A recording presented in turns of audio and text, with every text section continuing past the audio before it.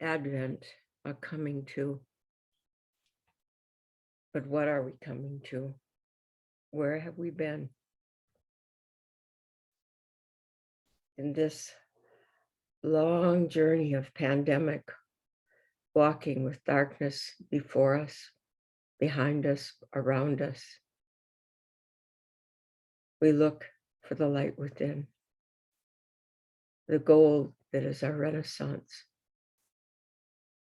the love of family, of the ability to touch, to hug, to feel the intimate joy of relationship. In this time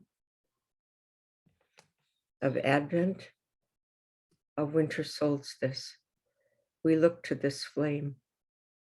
We light our candles, we sing our songs, we lift our hearts in prayers, moving from a time of great despair to uncertainty, to hope, and pandemically dashed again and again and again, we emerge seasoned, darkness still clinging to our clothes. We turn now, facing that time, and in the light, fall to our knees for the great lessons of renewal. Amen.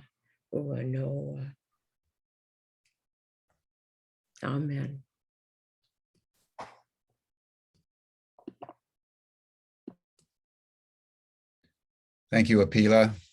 Hello, everyone. Welcome to Advent. Welcome to Hanukkah.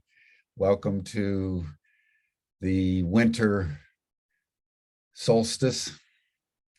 Welcome to the end of 2021, which has been an absolutely epic year in human history. It's a time when we go into hearth and home in the Northern Hemisphere and into the bright light of summer in the Southern Hemisphere. This is our last community call for 2021. So I just want to thank everybody for joining.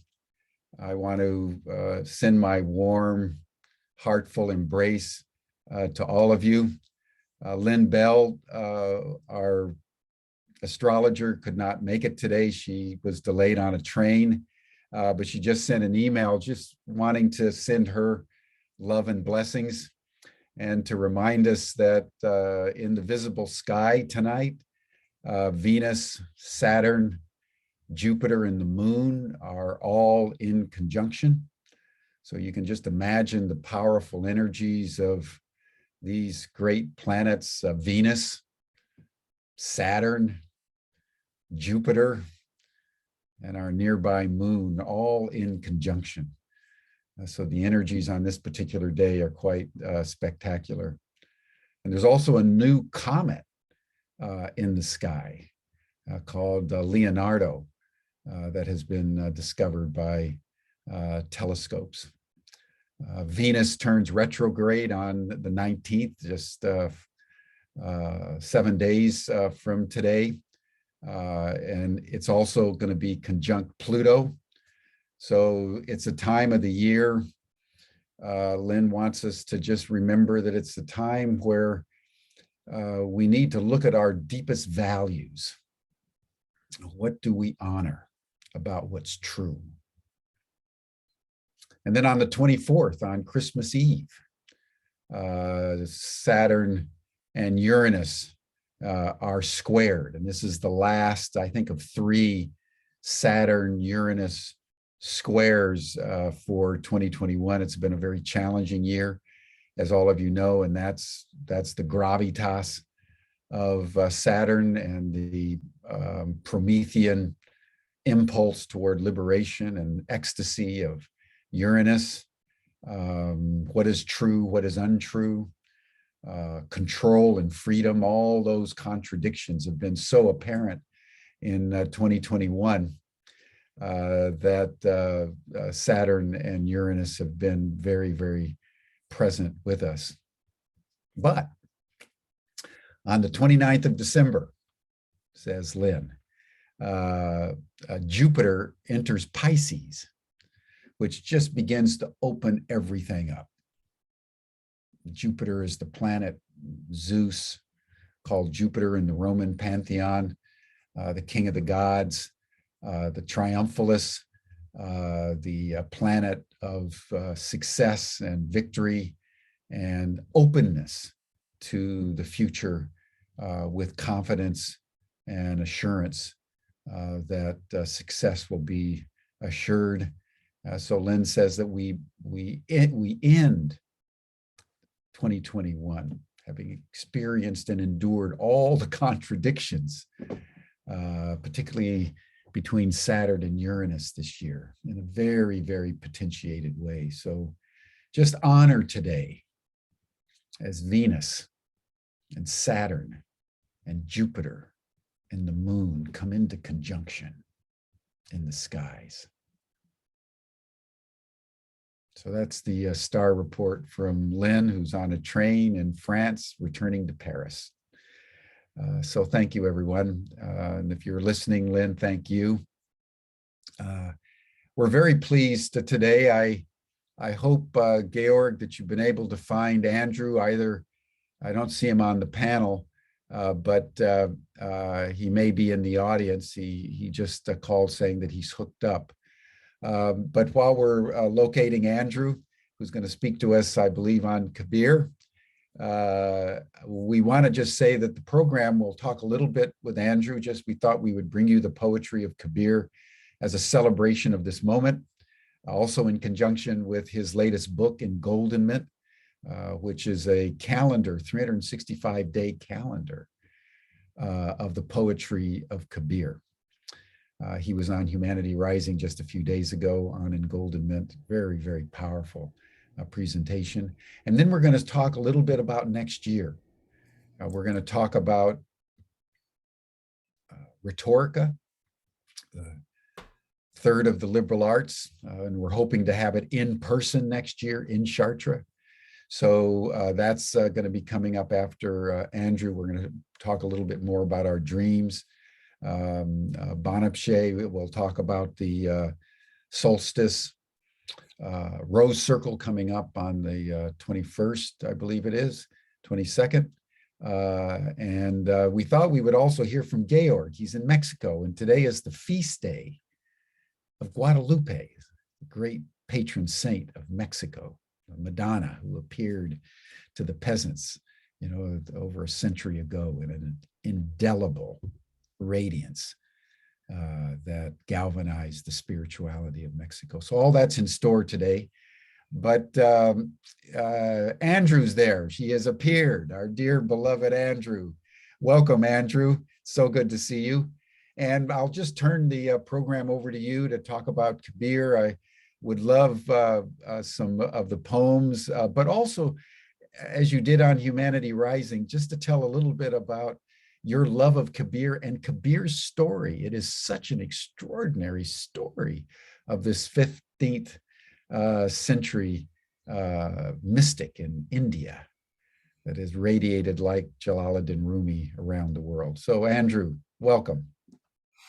Thank you so much, Jim, and what a joy to be with you all, especially on this day that's very sacred to me, the day of the Virgin of Guadalupe, who is, of course, the patron protector of Mexico, but actually also the patron protector of the whole of the Americas, the mother that is, whose wings are outspread over us all. So as I was listening to the Mass last night from Mexico City, Viva Maria Guadalupe, Viva Maria Guadalupe. This week has been one of the most joyful of my life because this is the week that my new book, Engoldenment, which is 366 new, fresh translations of Kabir arranged day by day for anyone who wants it, has come out. Kabir has become the most important guide for my soul. In 2018, I brought out Turn Me to Gold, my first attempt to translate him for you.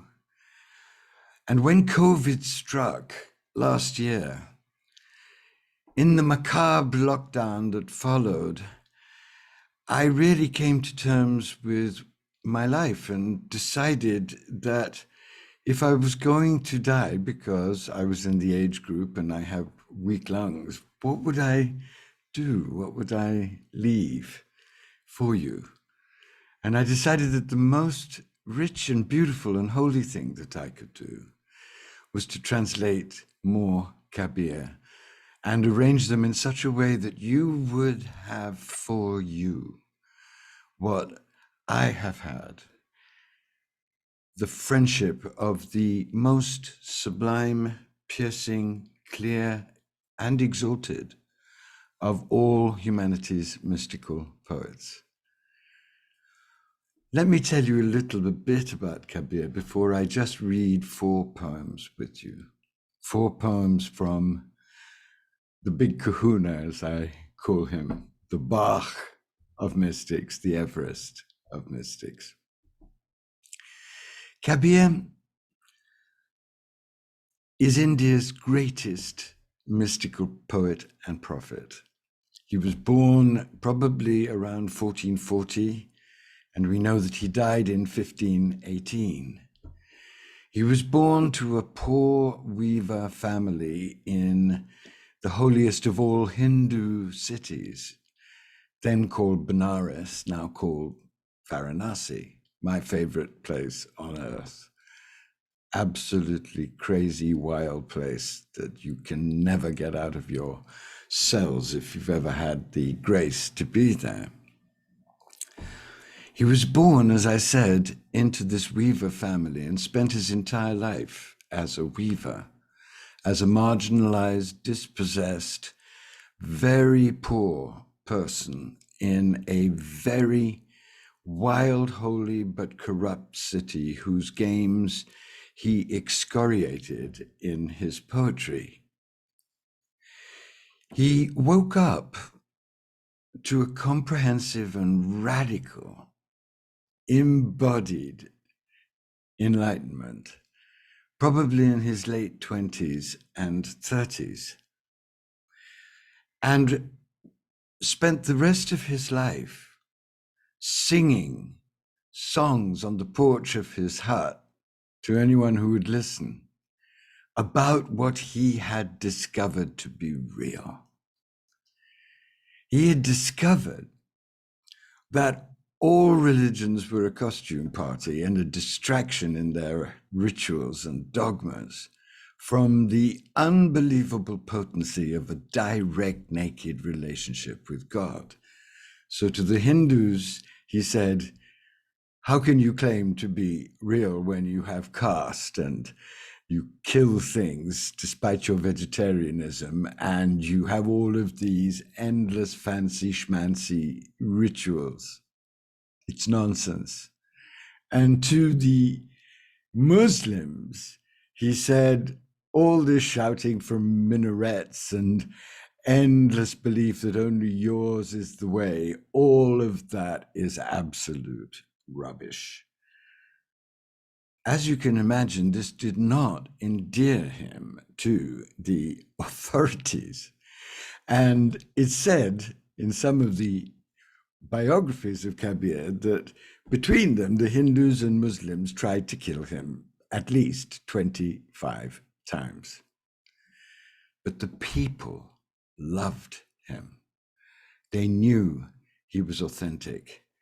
And eventually the king of Varanasi met him and was so stunned by his absolutely piercing authenticity that he protected him. After Kabir's death, his songs permeated the whole of Hindu India and are sung all over India by sadhus of all kinds who recognize their grandeur. His songs permeated the whole of Indian Islam and are sung by all the Sufi branches of Islam in India. And 300 of his most noble and exalted utterances have been enshrined in the core of the Sikh religion. No one has ever had a more massive impact on his civilization than Kabir. And if you go to Benares, as I continue to call it, I can't call it Varanasi. For me, it will always be Benares in honor of him.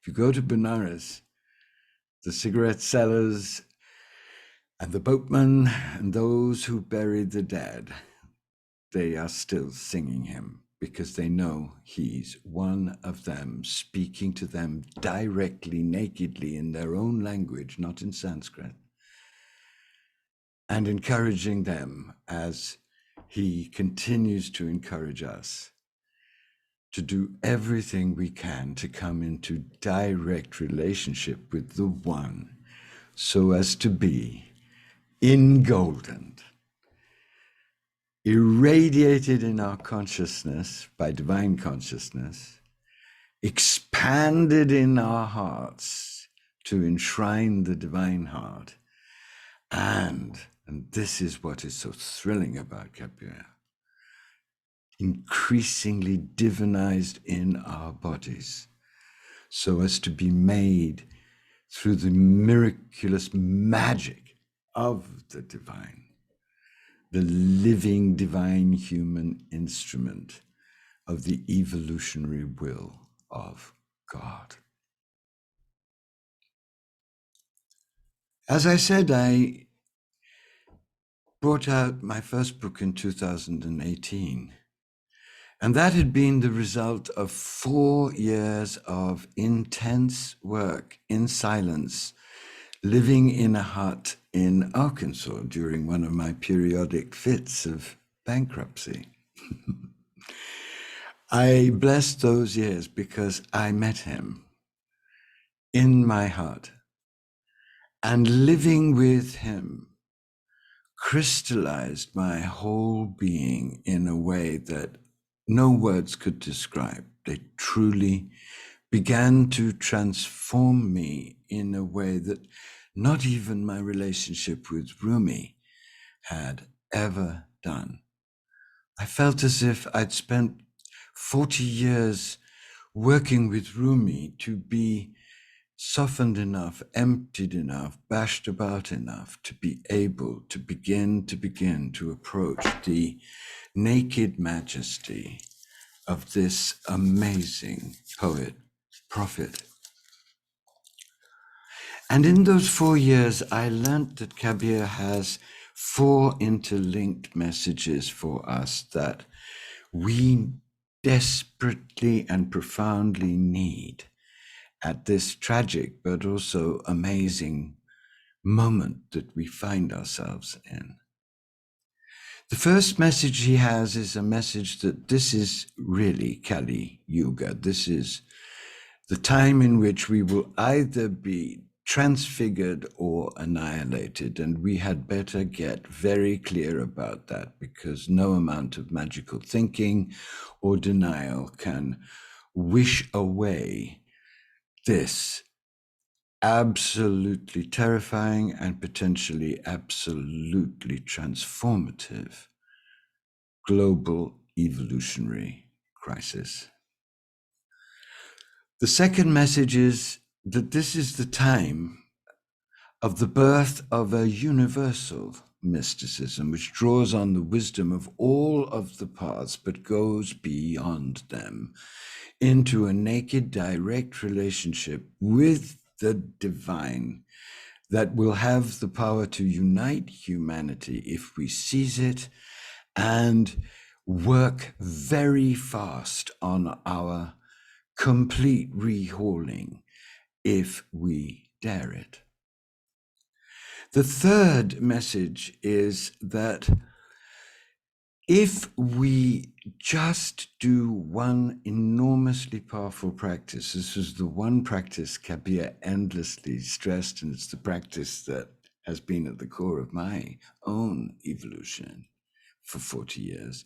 If we just did one practice, the practice of the name of God, by whatever name we adore the one, sincerely and passionately and with intense devotion, that practice alone will give us the courage to do what Kabir knew we are all called to do in Kali Yuga, which is to die in life, into life, so life can transfigure us and through us birth a new embodied divine humanity out of the smoldering ashes of the old. And the fourth message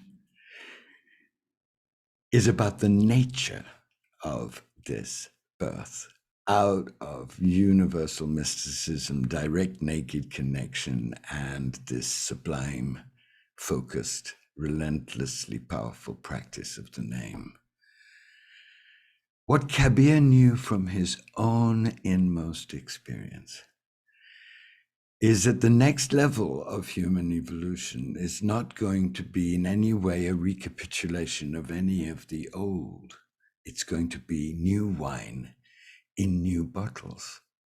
And it's going to be the birth of humble, creative, joyful, blissful, embodied divine human being on a massive scale, capable of co-creating with the eternal a wholly new way of being and doing everything. And in this vision, which he called Engoldenment, he echoes the great discoveries at the heart of all of the evolutionary mystical traditions. It is this that Jesus came to sow through the resurrection. It is this that you'll find at the heart of the Kabbalah. It is this that was transmitted by Shams to Rumi and that Rumi lived out. It is this that you'll find at the core of Vajrayana Buddhism and of Shaivite mysticism. And it is this great secret that I believe as many of us as possible now need to connect with in all of its challenge and its grandeur, so that whatever happens in the appalling years that are inevitable now, we will be steadied and grounded and exalted and fed the courage to go on going on, trusting in the great birth that is still, even now, possible out of this tremendous global death. So let me just read to you 4 poems.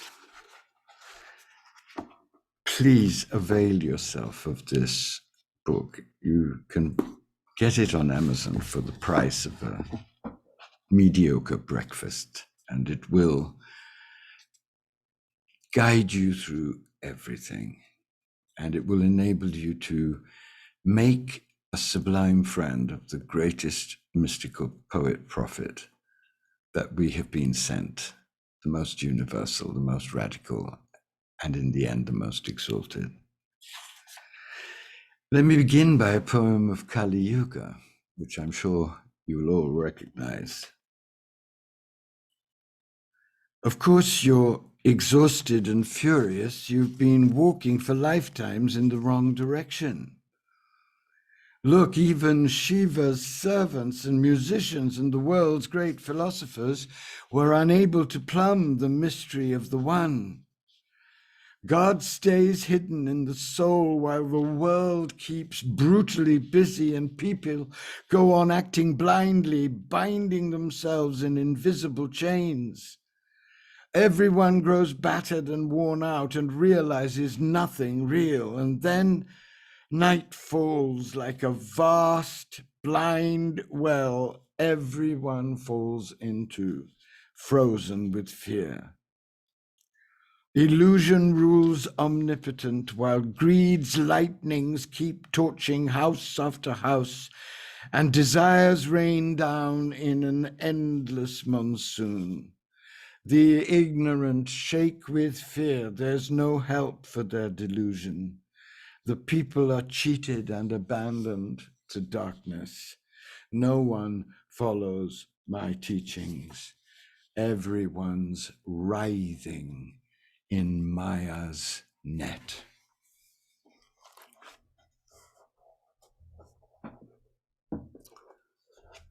And then this.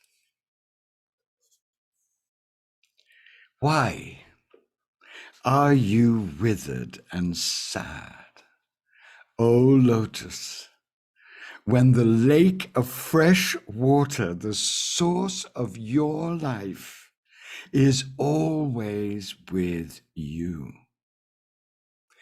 Born in water, you thrived in water. Water is your home. So why so sad? No fire at the roots, no blaze at your head. Who have you given your heart to that you burn in pain? Those who, like water, grow cool and tranquil, who merge themselves in water, never wither, never die.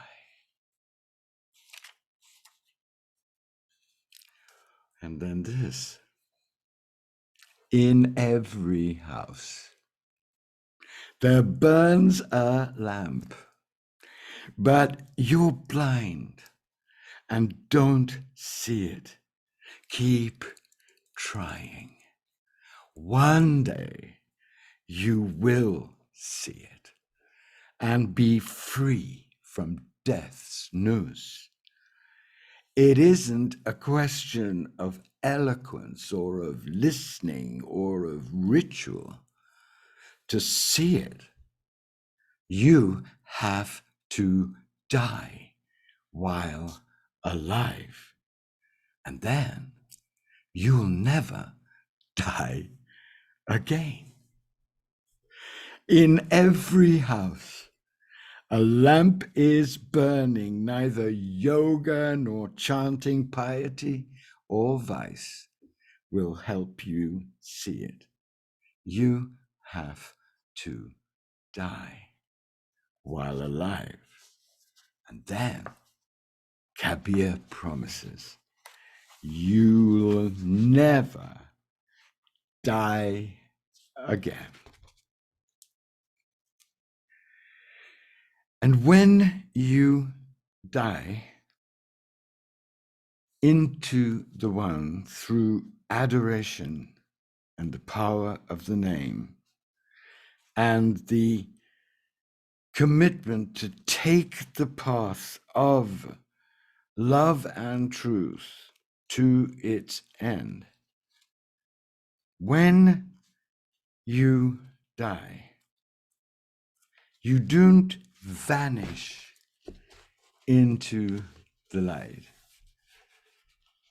As Rumi says, love flows down, and your mind is engoldened, your heart is engoldened, and your body is engoldened, and you are born with deathless consciousness, alive, supremely alive, in mind, heart, soul, and body, unifying your entire being in humble human divinity. And here is the moment where that shatteringly beautiful, magical transformation is greeted by Kabir in one of his most beautiful engoldenment poems. Begins with the line, conch, gong, trumpet, And many of you will know this already, but one of the signs of mystical transfiguration is that you're open to the music of the universe. First, the sound, that steady, soundless sound that the name initiates you to, which is always going on. And then as the path becomes more radical and transformatory, amazing sounds that herald the different stages. Ultimately, just as when the god is taken into a temple, the whole orchestra plays, the whole orchestra will play for you. The whole divine orchestra. Conch, gong, trumpet, hear them thrilling through the divine palace of your body, as at long last, you merge with your eternal husband.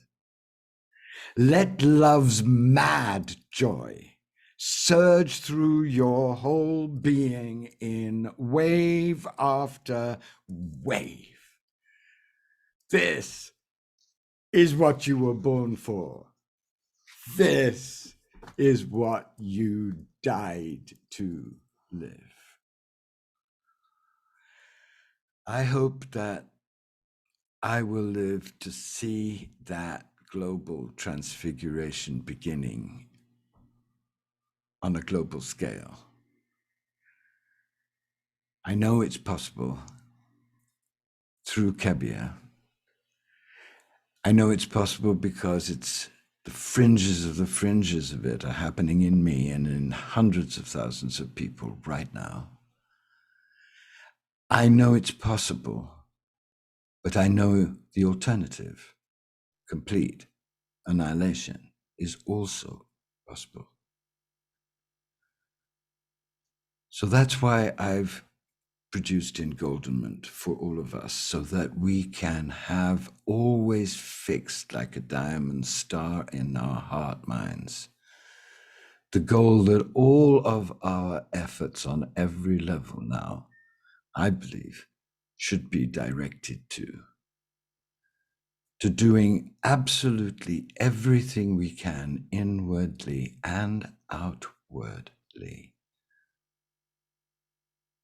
to become midwife warriors of the astounding birth of a new humanity that is promised to us if we can use this global dark night to die into life and become its surrendered instruments of universal justice and universal compassion.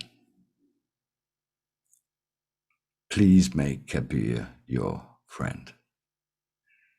It will change everything for you, as it has for me and continues to. Thank you.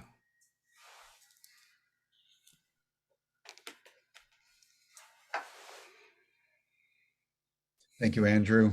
Thank you so much. I am always just struck by the depth of your passion for these mystics.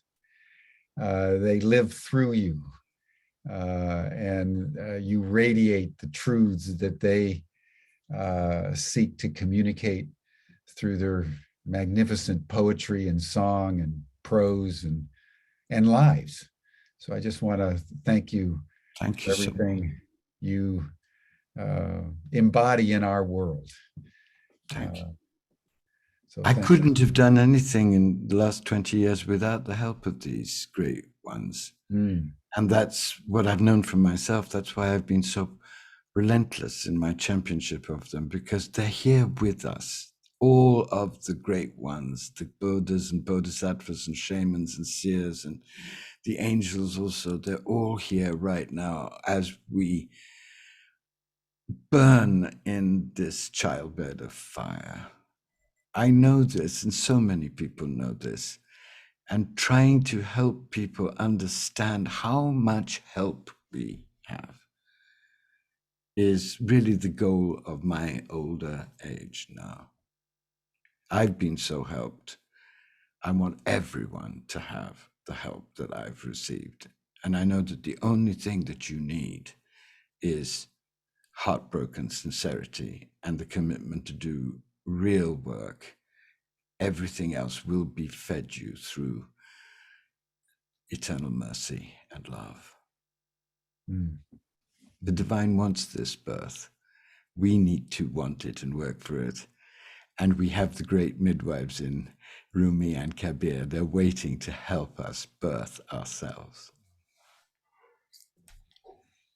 Thank you. I know you need to go to another live broadcast in a few minutes, so we won't keep you. I wish I could stay. I'd love you all. It's such a joy to be with you. And thank you too, dearest Jim, for all you do. You're such a brother of mine, and you're such a source of rugged and relentless hope for all those who turn to you, because you never stop working to try and make this birth possible. I love you for that. And I know everybody listening will join me in just bowing their head and blessing your work. Thank you. Thank you, Andrew. You know, Andrew's was one of the first people I met coming into the university many, many years ago now, back in 2005. And I must say it was love at first sight. And with all the vicissitudes of fate and circumstance and changes, you know, our deep love for each other has endured. And Andrew is still resplendent. Let's just turn. We've got a few minutes left for the call, and if we have time, we would like to hear from any of you who would just like to say something as we bring 2021 to a close. But we want to point ahead to what's happening in 2022, because we have a very exciting announcement that we want to get to. We also want to cover the solstice celebration coming up on the solstice here on December 22nd with Banafshe. So let me just start by saying that, as you know from our Chartres call last month, Apila and the Dream Team went to Chartres in late September, the 28th of September to the 1st of October, and had an extraordinarily powerful time. We have not been in Chartres as a community since July of 2019, and then again in August of 2019 with Madonna Rising. In 2020 and in 2021, because of the exigencies related to COVID, we decided that it wasn't prudent for us to convene an in-person event. We have been in touch with the Maison Saint-Yves, where most of us stay, as you know, and where we hold the liberal art for next July 17 to 23. We are making plans for a return in person. This will require vaccinations. It'll require, COVID tests and all the things that you know about through the news. And if you've ever traveled over the last year or so, you know that travel isn't what it used to be. There are many complications. There are bureaucratic overlays now that make all of us uncomfortable. But this is the world in which we find ourselves. And so we want to make a commitment, everyone, to meet in Chartres next July. We know that the world situation is problematic. We're all dealing with Delta variants and now the Omicron variant, and who knows what's going to happen in the new year. So we've worked out an understanding with the Saint-Yves that we will let them know finally, and probably in February and March, I think that would give us a good window for just planning. We'll keep everybody informed, obviously, but enthusiastically. And I would just like, with this call, for all of us to begin to set an intention, a collective intention, that come next July 17th, we can find our way back and experience the ecstasy of a pilgrimage to the site on our planet more deeply associated with the feminine and the power of the sacred mother than probably any other place on earth. And that's why Chartres has been our sanctum sanctorum. Our university was born in Chartres and in dedication to the Great Mother and to Mary Magdalene and to the Black Madonna. And I'm very excited to say that we've been in conversation with Eve Ensler. You know, all of you know Eve Ensler from her Vagina monologues, I think it was 23 years ago, that reverberated around the world with such an impact in so many languages and so many renditions of the play. Her Vagina monologues are the most broadcast play in modern history, in more languages, in more countries, continuously, as it happened to just be one of those events in literature where the genius of Eve somehow hit the zeitgeist and the collective consciousness as women everywhere were seeking their own liberation. She's had several bestsellers since then, one called The Apology that we had on Humanity Rising about a month ago as part of our masculine dialogues, a book on the apology she never received from her father after his unbelievable brutality to her body and her heart and her relationships and her soul. He never apologized. Next July, Eve wants to, now called V wants to premiere a soundscape of women's voices from all over the world. So we're have confirmed her participation in Chartres, either virtually or in person for that time. The liberal art in question is rhetorica. Rhetorica is, how do you act? How do you speak? How do you think in such a way that you embody love, that you radiate ethical conviction? That's what rhetoric is about. How you principally use your language to motivate people to a higher resonance of love and moral behavior. It's under the aegis of Venus. Venus now with Saturn and Jupiter and the moon is conjunct. Venus goes retrograde on the 19th. So Venus is very active. So we'll be honoring Aphrodite, the Greek goddess of sexuality and love. Andrew's going to be present, as will all our other faculty. It was through Andrew that the relationship with V has been in development.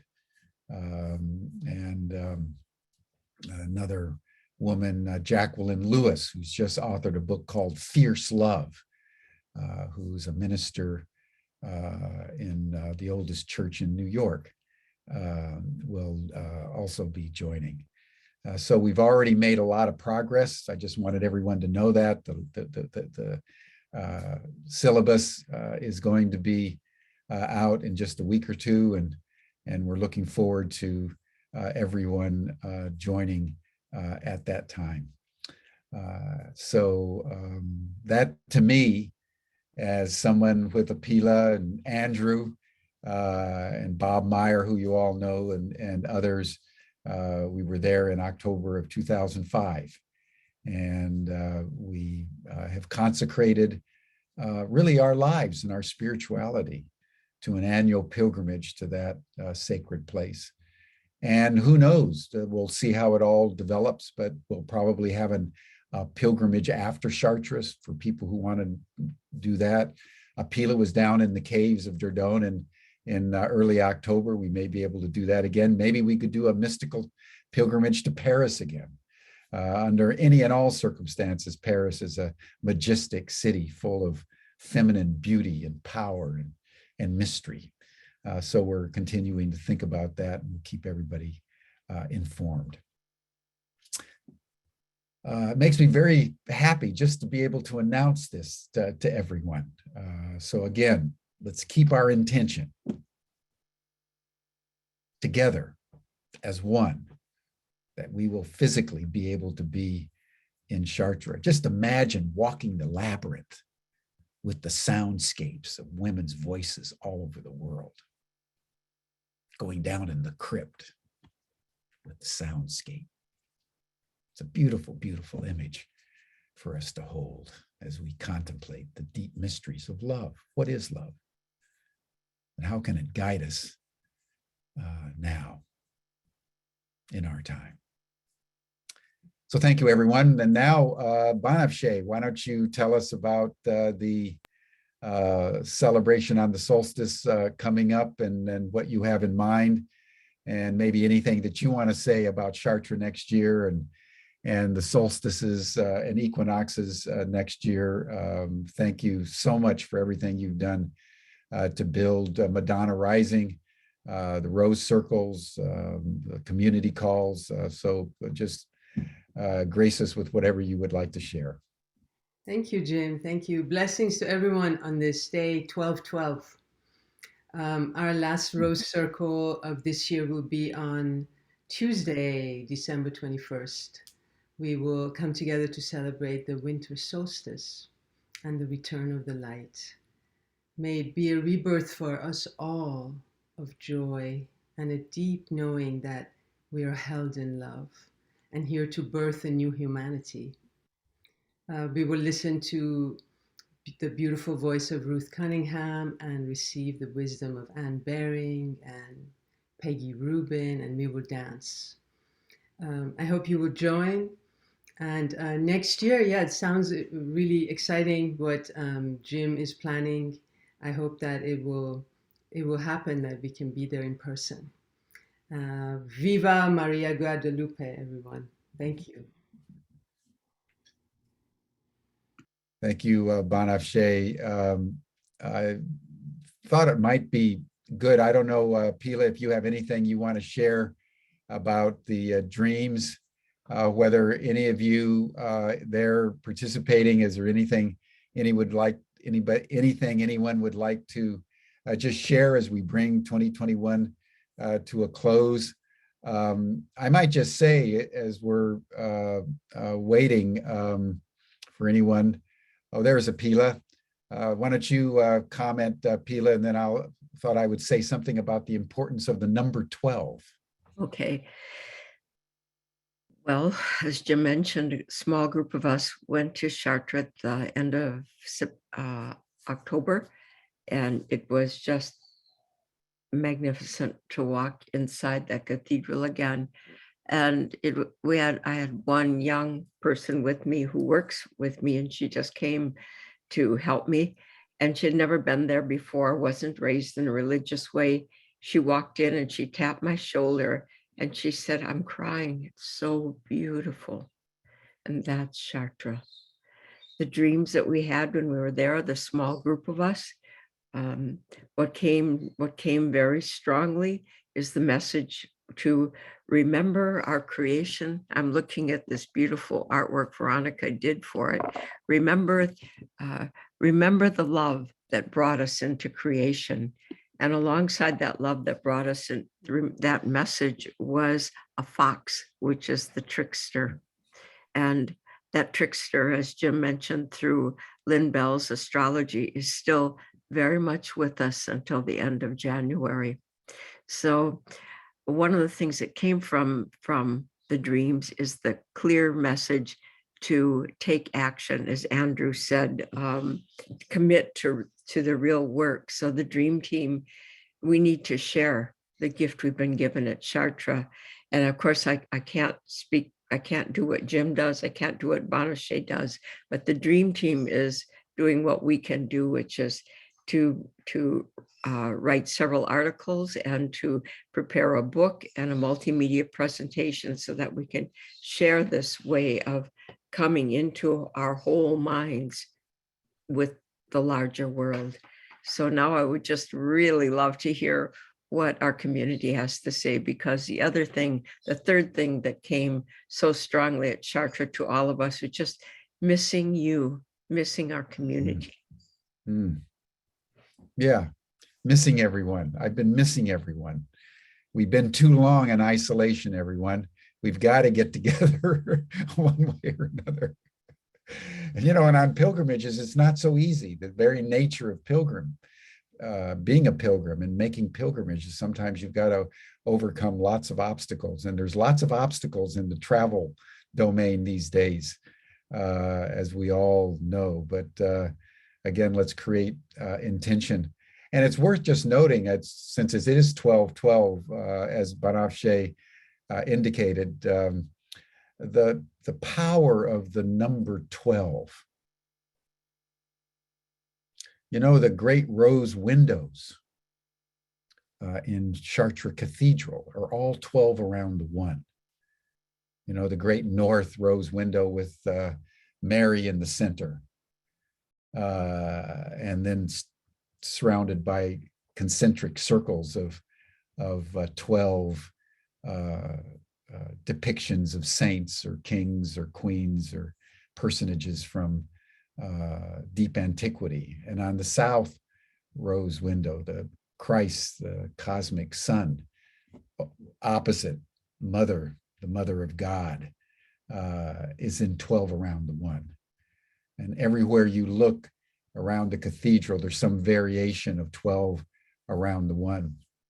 And the number 12 is also the 12 disciples of Jesus, 12 around the one.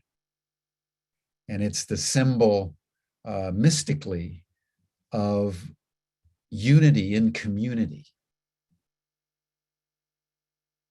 So when you have 12 around the one, you have one. You have a central organizing principle, whether it's the mother or whether it's a great leader, a guru, and then there are 12, the symbol of community. So it's the unity of community around truth and beauty and love. That's the majesty of the 12. It's a complex number because unity in community is highly complex. It's very seldom ever achieved. We're a lot easier if we just go off by ourselves and do our own thing. But when you come together with other people, boy, all kinds of complexities and contradictions and challenges and obstacles and irritants begin to emerge in the very nature of things. Even Jesus,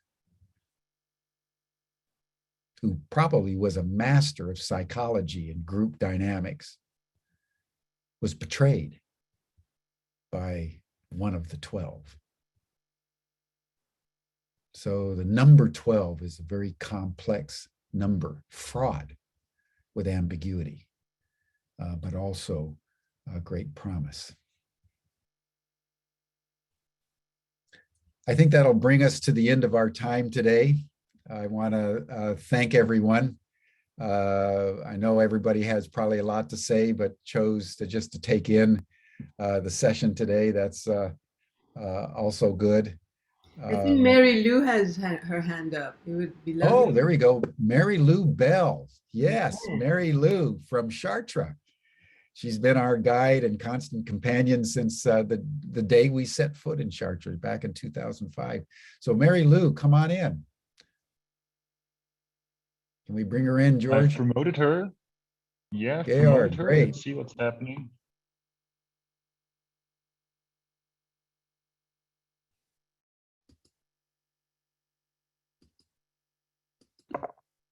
She's muted. Maria Luisa, you're muted. Can you take yourself off mute?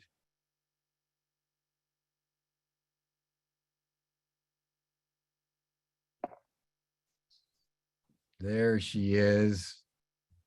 Hello. You're still on mute. You're still on mute. You have to take yourself off mute.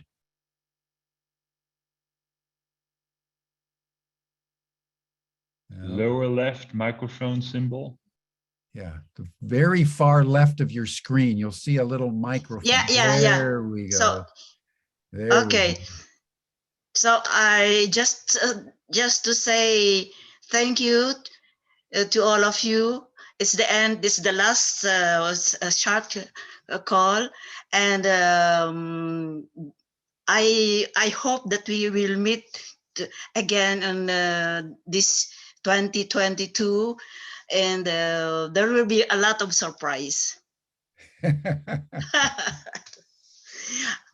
Yeah, really, because the last group who came here with the dream work with Apila is so very, very nice. And it was so solemn and in the cathedral. And we really miss you. And now that's the only one that the illumination in the cathedral. I am sharing you the illuminations until January 15. And only it starts at 6 o'clock to 10:30. That's why I was thinking of you. Only the cathedral is lighted, and the small church down after behind the cathedral, near the river. Yeah, I see. Okay, so thank you, and I wish you a lot. And let's pray for the victims of the tornadoes and typhoons in other in the USA, especially in Kentucky. So, and take care, and I wish you best of health and everything. See you then. Thank you, Mary Lou. Thank you. Bye. Thank you so much. Yeah. Mary Lou has been so precious and so valuable to us, everyone, year in and year out. This will be our 16th year going into Chartres, and Mary Lou has been a constant guide and companion for the entire time. So thank you so much, Mary Lou. I see Raquel Torrent. That'll be our final speaker. Raquel, come in, just take a minute, but just greet people since you have your hand up.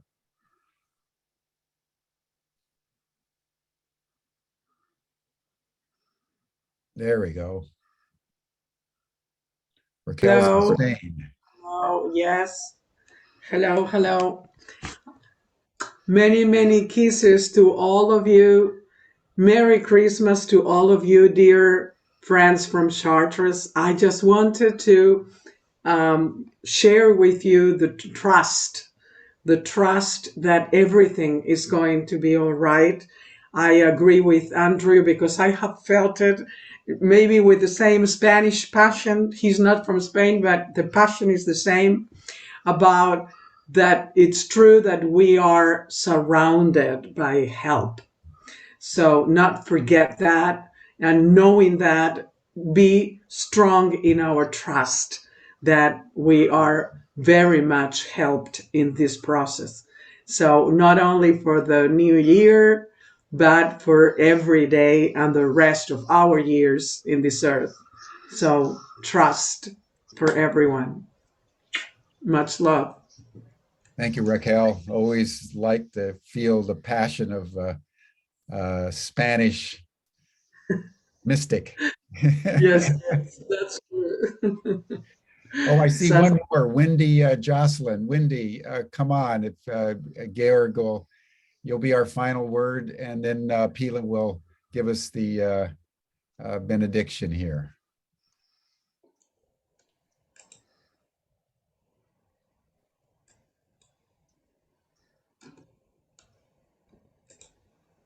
She's going on.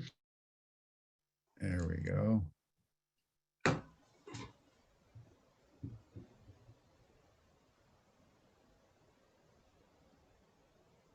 I'm told she declined. Oh, she be declined. promoted. Okay. Well, blessings, Wendy. And we'll now turn it over to Apila for our final blessing before we meet again on the solstice for the rose circle.